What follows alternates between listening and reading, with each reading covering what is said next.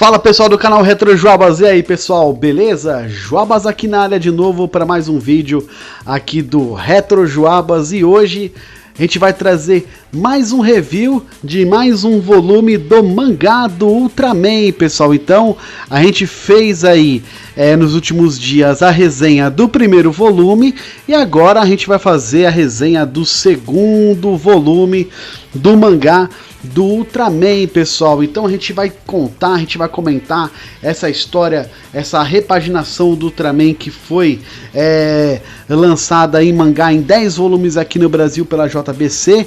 E aí, o que aconteceu será com o Shinjiro depois dele ter enfrentado o Bemular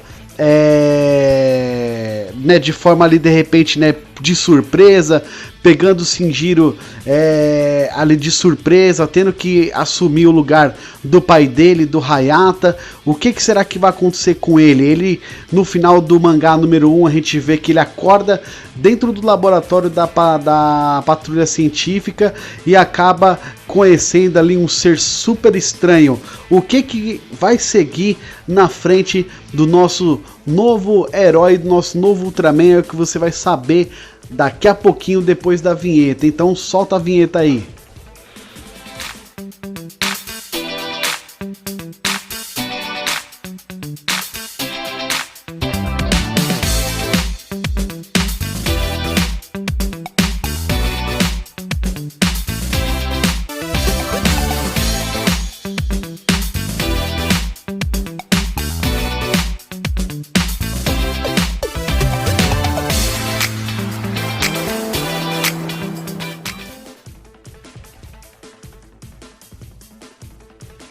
É isso aí, pessoal. Então, volume 2 aqui do Ultraman, pessoal.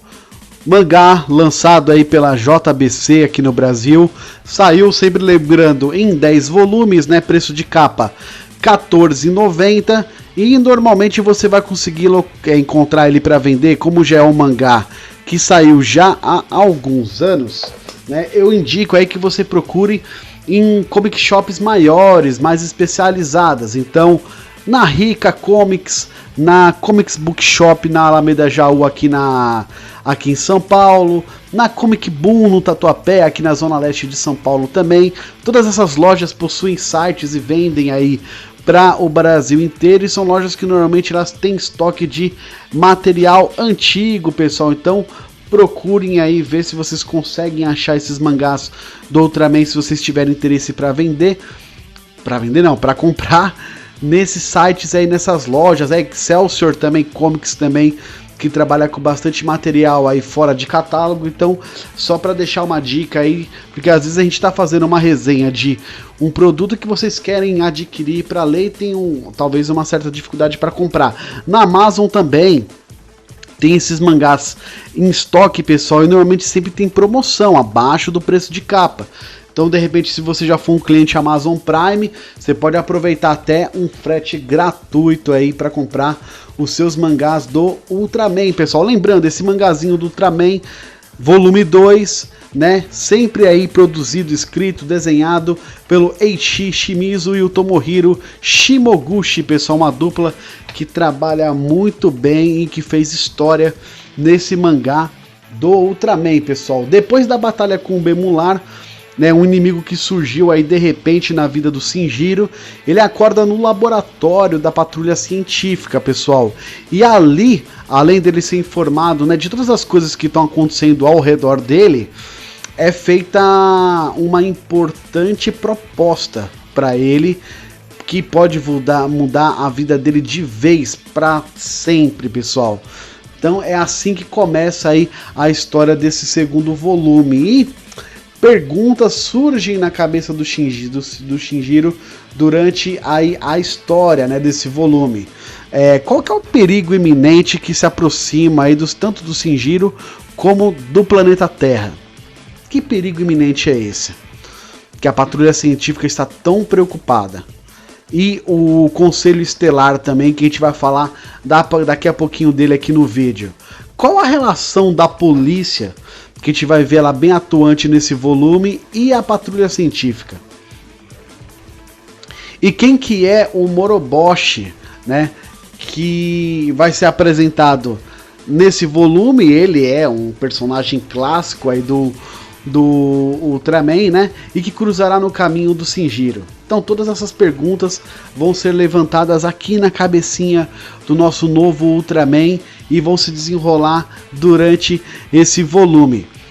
É interessante a gente perceber nesse volume 2, né, que vai sendo criado um novo universo para esse Ultraman. Um novo universo para esse Ultraman vai sendo desenvolvido dentro desse volume pelo Shimizu e pelo Shimoguchi. Né? Então isso aí é bem importante, por mais que a gente saiba que esse mangá é uma continuação da série de 66, mas ela não leva em consideração os acontecimentos ocorridos nas outras séries que seguiram ali de continuação do Ultraman. Isso não quer dizer que não exista personagens dessas séries que estão inseridas nesse mangá e depois, consequentemente, no anime que foi desenvolvido pela Netflix. Muito pelo contrário, né? Então isso é bem interessante. A gente tem a apresentação de um personagem super clássico aí da mitologia do Ultraman, que é o Moroboshi, né? Que depois aí, um pouco mais pra frente, ele vai assumir a alcunha, né, do Ultra, da armadura 7.0, se eu não me engano, na história, que na verdade quer dizer que ele vai assumir o papel do Ultra 7, pessoal, aqui na série, né? E o Shinjiro, ele acaba acordando lá no laboratório e o ID leva ele para ele poder estar visitando o pai dele numa espécie de UTI, vamos dizer assim, de um centro de recuperação dentro da patrulha científica. Lembrem-se que o Hayata enfrentou o Bemular no volume número 1, né?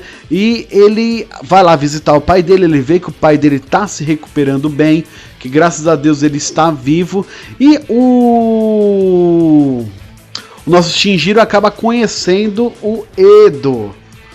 O Edo, que é aquele alienígena Zeton também, que outra figura muito importante daqui pra frente nessa história do Ultraman, né? O Edo, né, que é esse alienígena Zeton, ele é de uma raça, né, que lá atrás no passado, ela invadiu a Terra e que matou o Ultraman.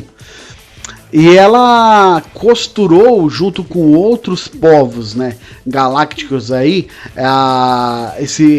essa raça ela acabou costurando uma aliança de paz no universo, né, envolvendo vários outros planetas, uma aliança de paz, principalmente para poder, durante esses 40 anos que se passaram, tentar, dentre outras coisas, impedir as invasões alienígenas aqui na Terra, pessoal. Lembrando que o Bemular ele acaba aparecendo 12 anos antes, né? Assim que acontece, vamos dizer assim, uma espécie de comissão estelar entre os povos, né? E a Terra participa pela primeira vez e acaba se juntando a essa aliança de paz aí galáctica. O Bemular ele aparece, ele ressurge e ele aparece naquele atentado ao avião que a gente viu no volume número 1, pessoal. Então o Bemular ele aparece ali 12 anos antes, né, após o Conselho Estelar. E após aí o Conselho Estelar falar com os representantes aqui da Terra, incluírem a Terra nesse acordo. Mas muita coisa foi costurada, foi feita nos bastidores, até mesmo para poder impedir vários ataques alienígenas durante esses 40 anos. Mas isso não quer dizer que a Terra não recebeu imigrantes de outras estrelas aqui na Terra. Por isso que vai começar nesse mangá a pipocar vários alienígenas, né? Então isso não quer dizer que não teve alienígenas aqui dentro, imigrantes, vamos dizer assim, legais ou ilegais, mas toda uma parte até política foi costurada nos bastidores aí dessa aliança galáctica, vamos dizer assim, né? O que acontece? Corta para uma outra localidade lá da cidade e a gente vai ver um alienígena muito suspeito misturado aí com os humanos, que ele tá meio que... ele tem um comportamento muito parecido com essa galera hoje que fica na internet por detrás de um computador hateando aí a torta e direita qualquer tipo de pessoa. E ele tá ali observando os haters de uma certa cantora, essas idols, teen idols aí, chamado Rena. E ele fica putaço com as coisas ali que haters ficam falando dessa cantora, dessa teen idol aí. O que ele faz? Ele acaba perseguindo um dos haters e acaba assassinando de forma brutal. Mas não dá pra entender ainda e saber quais são as reais intenções desse alienígena.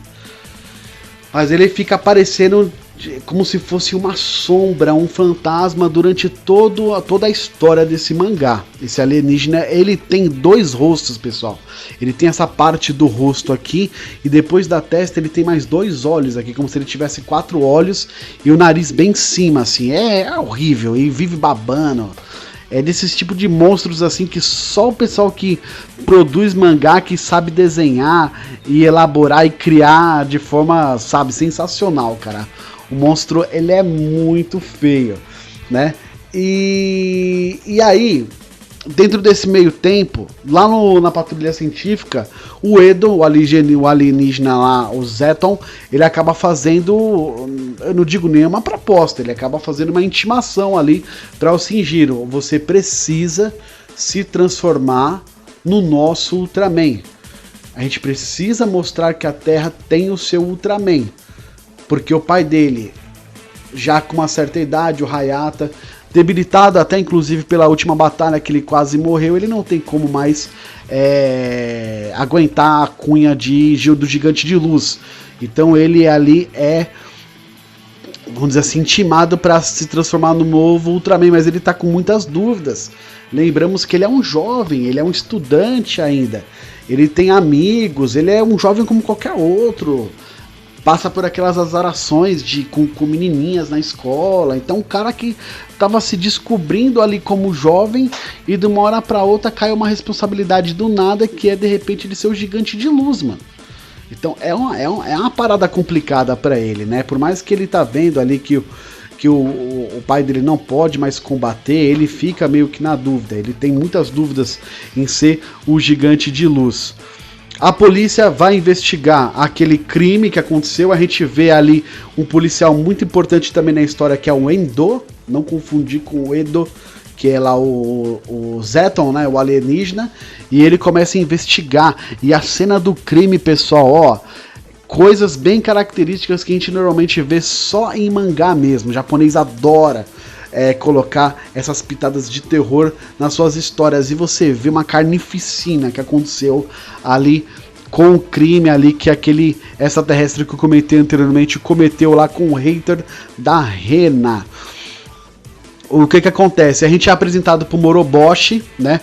Ele acaba chegando na cena do crime e falando, ó, aqui acaba a sua jurisdição, agora quem vai assumir o caso e assumir a investigação somos nós aqui da Unidade Especial de Investigação Científica. E ele acaba ali embargando ali o trampo da polícia. E o Endo fica putaço com aquilo, né? Como que uma organização de anos atrás que tava ali, tipo, desativada, aparece do nada e chega embargando o meu trabalho. Praticamente isso. E aí, em seguida, começa o treinamento do Shinjiro. Por mais que ele ainda tá em dúvidas, ele quer aceitar, de repente, ali a alcunha do Ultraman, mas ele ainda não teve um incentivo principal, um start para ele se jogar de vez nessa missão, mas ele começa um treinamento, ele aceita fazer um treinamento, e ele acaba precisando resgatar um homem numa ponte que está preso numas ferragens de um caminhãozinho que explodiu. Assim que bateu, teve uma explosão e esse motorista ele está preso nas ferragens e está prestes a esse caminhãozinho explodir.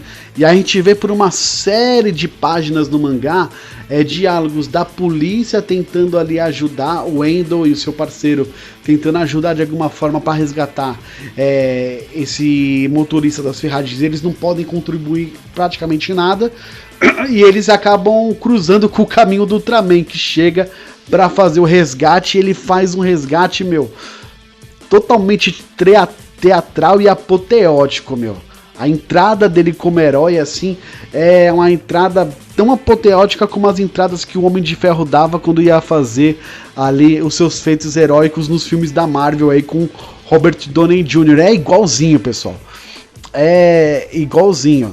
E aí, a gente começa a perceber, ele faz o resgate, ele é ovacionado pela população, eles ficam em dúvida, até o parceiro do Endo fica falando, nossa, esse cara é Ultraman, só que ele não tá gigantado, mas ele é todo Ultraman.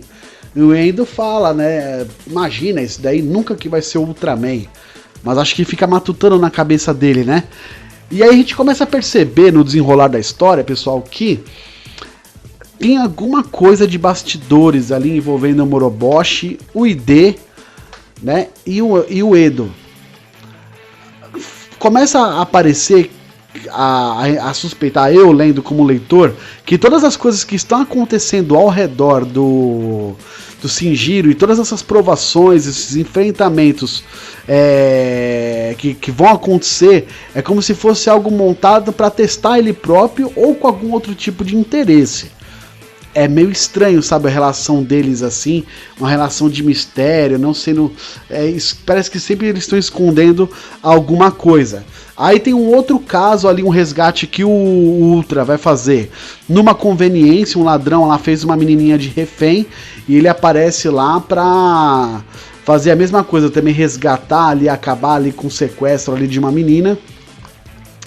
Nisso, começa a ser televisionado, começa a aparecer essas coisas na televisão. E a cantora, aquela Teen Idol lá, a Rena, que a gente falou no início do vídeo, ela tá acompanhando tudo. E ela tem meio que uma admiração pelo Ultraman, porque o pai dela contava as histórias do Gigante de Luz. Ela tem meio que uma relação de afetividade ali com o herói, com o Ultraman, né?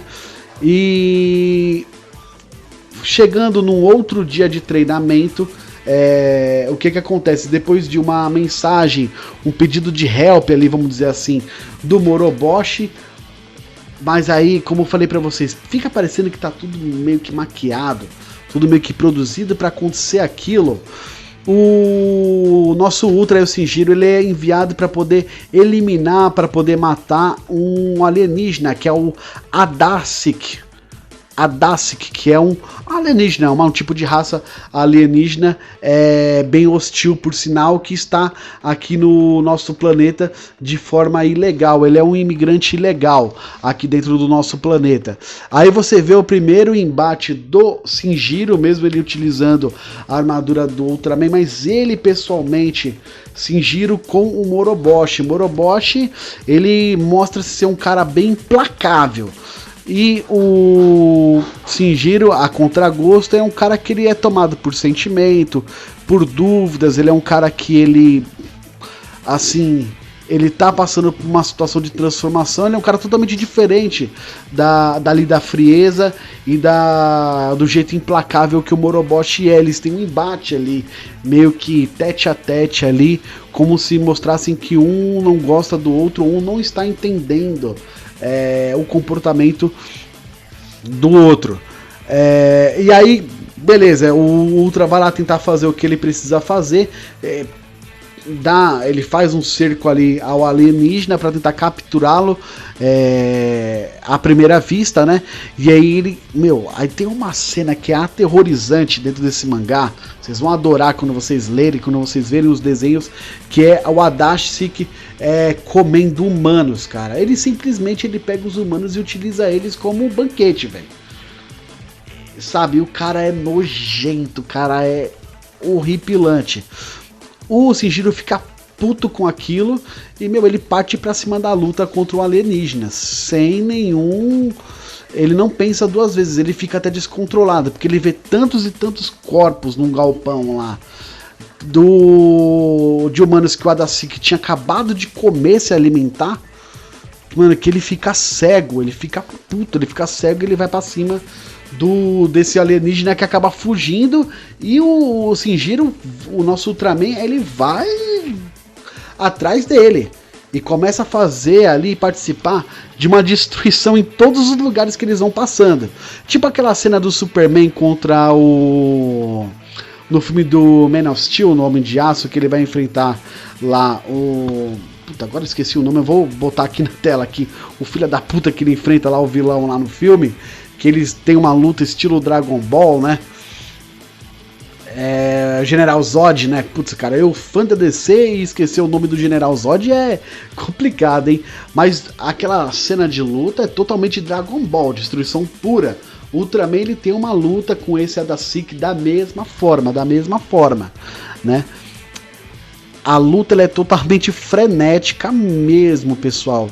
E, em contrapartida, o Endo, o policial, ele continua fazendo aquela investigação desses crimes em paralelo que estão acontecendo com haters, com caras ligados ali, fãs, entre aspas, ligados ali à Rena. E esse extraterrestre ele acaba fugindo, ele acaba meio que sendo descoberto ali pelo Endo e pelo seu parceiro. E ele acaba dando área, pessoal, acaba fugindo. A Rena, inclusive, tá presa num trânsito da cidade e aí começa na frente deles, mano, uma destruição total. E quando ela vai perceber, é o próprio Ultraman que tá na frente do carro dela, junto com o que parece ser um assessor dela e o monstro ali, o alienígena, o Adasic, lutando um com o outro. E ela fica ali perplexa, ela fica ali estatelada, né? Tipo, nossa, o herói que eu tanto gosto, que eu admiro, ele tá aqui na minha frente. E esse monstro, ele acaba começando a perceber que, na verdade, tudo aquilo que ele tá acontecendo, inclusive o comportamento do próprio Ultra, do nosso gigante de luz, entre aspas, que não está gigantado, faz tudo parte de algo que foi maquiado, que foi bolado para que acontecesse daquela forma. Então ele percebe que ele está sendo usado e ele fica putaço e começa a dar um contra-ataque para cima do Ultraman, para cima do Shinjiro. E ele fica falando isso a todo momento pro Shinjiro, tentando fazer a cabeça dele e tentando meio que também combater ele com o seu psicológico, utilizando ali o psicológico. A cantora Rena, ela tem uma atitude meio que, sabe, intempestiva. Ela acaba tipo gritando assim: você tá lutando pro Ultraman para nos proteger, você é o Ultraman mesmo, você tem que se assumir como Ultraman, você é Ultraman, você tá lutando por nós, pra nos proteger. E a cabeça, mano, do Shinjiro, mano, tipo, pensando mil coisas e ele não conseguindo se conectar 100%. A missão dele de ser o Ultraman, de se assumir como Ultraman, e ele tá de frente ali pra um alienígena poderosíssimo, que agora tá mais puto ainda porque ele percebeu que tava sendo usado. E a gente percebe num corte lá pra patrulha científica que parece que tudo que aconteceu ali, o ataque do próprio alienígena contra o Shinjiro, fazia parte de um plano que eles fizeram focado no Shinjiro. Mano, eu não confio 100% nesse Zeton, e eu acho que vai acontecer alguma coisa depois aí no desenrolar desse mangá. E também não confio muito no Moroboshi não, mano, porque ele tem uma personalidade muito diferente do nosso Ultra Seven original. Mas enfim, eles começam de novo um embate. O Shinjiro começa a perder a luta e aí o que acontece? O ID, ele acaba mandando uma comunicação ali pro Shinjiro e fala que na armadura dele ele vai fazer ali uma liberação do... ele vai liberar ali a capacidade de energia da armadura do Shinjiro, que ele vai dar ali ele vai libertar o limitador da armadura, né, para ser bem exato. Ele vai libertar o limitador da armadura, que vai fazer com que ele utilize a armadura com todo o seu potencial de energia, mas ele vai conseguir fazer isso só por alguns minutos e depois vai como se desligasse. E aí ele libera o limitador da armadura, aquela luzinha no peito do Ultraman começa a piscar. E lembre-se que na série, normalmente quando ele a piscava, é porque ele estava quase sem energia para lutar. Aqui eles fazem ao contrário, é como se ele fosse utilizar toda a sua carga de uma vez só, mas depois ele ia desligar. E é o que acontece, mano, ele vai pra cima com todos os poderes do mundo pra cima do Adasic. Ele arranca o braço do Adasic. O Adasic tenta combater ele, faz um contragolpe e eles no ar voando ali, o Ultraman dá aquela rajada de espaço nele, mano, e acaba com o monstro, velho. Explode o monstro no ar, assim, é muito louco, só que depois ele cai totalmente esgotado e meio que acaba a pilha dele. E quem que vai visitar ele no campo de batalha? O Hayata, ali de muletinha, se recuperando. Acaba ali elogiando ali todo o embate, toda a postura do Shinjiro, e Shinjiro meio que apaga, né? Porque a luta foi totalmente esgotante. A gente tem uma cena ali como se fosse no hospital, porque ela ficou meio arranhadinha, a Renan, no braço. Ela tá ali com o assessor dela tá dando uma bronca nela, falando, nunca mais você faz isso, meu, que ela enfrentou o Ultraman, enfrentou o monstro, enfrentou o cacete A4, e ali o pai da cantora chega ali pra abraçar ela, pra saber como é que ela tá, sabendo que ela tinha sido enviada para aquele hospital, e quem que tá espreitando? O desgraçado daquele ET que fugiu no meio da história, do policial Endo. E quem que tá espreitando mais ainda no topo do prédio que voltou? Nada mais, nada menos que o Bemular, pessoal. E aí ele fala que tá na hora dele seguir pro próximo estágio. E aí acaba a nossa historinha de hoje do volume 2 do Ultraman, cara. Então, espero que vocês tenham gostado, mano. Tá muito legal a história. O que será que vai acontecer? Como que será esse contragolpe do Bemular? Será que ele já vai atacar o Shinjiro nesse volume número 3?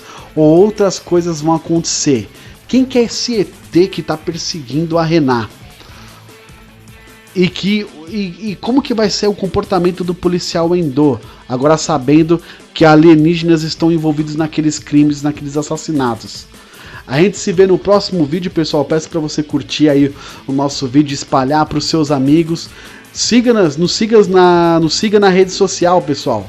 Nas redes sociais, @retrojoabas, Facebook, Instagram. E a gente se vê numa próxima resenha de Ultraman. Lembrando que resenhas de séries Kamen Riders você vê aqui também no Retro Joabas. Então, resenha do Kamen Rider Black, resenha de Kamen Rider Kuga, resenha do Kamen Rider Saber, outros tokusatsu, filmes, quadrinhos aqui no Retro Joabas. Até a próxima, hein? Vem aí o Halloween no nosso canal Retro Joabas.